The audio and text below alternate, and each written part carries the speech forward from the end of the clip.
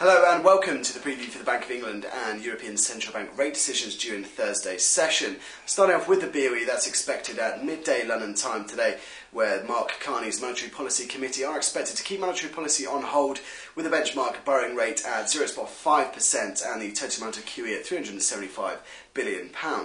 Now, before May 22nd, the futures markets in the UK were pricing in the next rate hike in the second half of 2016 for the Bank of England, but since that May 22nd speech with Sir Bernanke, which has distorted yields across the globe, this has been somewhat shifted across. As such, the Bank of England are expected to look towards forward guidance in order to price markets back towards that rate path.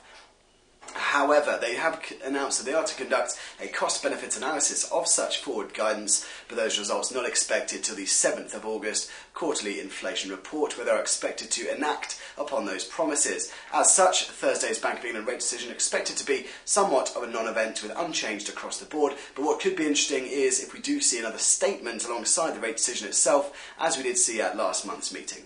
So moving on to the European Central Bank, as we head in towards the rate decision itself, data out of Europe is looking slightly better, with PMIs from the likes of France, Germany and the Eurozone as a whole getting slightly better than expectations. However, this is not expected to deter Draghi from his dovish stance. Nonetheless, they are expected to keep all three of those key rates on hold.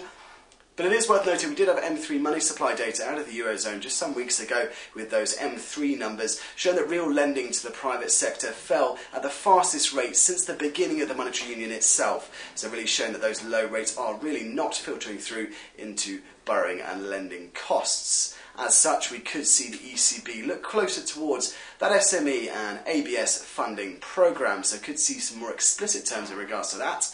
But other than that, we are looking out for any definitive timelines out of Draghi or any of the members of his board in regards to that promise that they do promise to keep rates low for an extended period of time. Still something that's a bit of a grey area among the European Central Bank.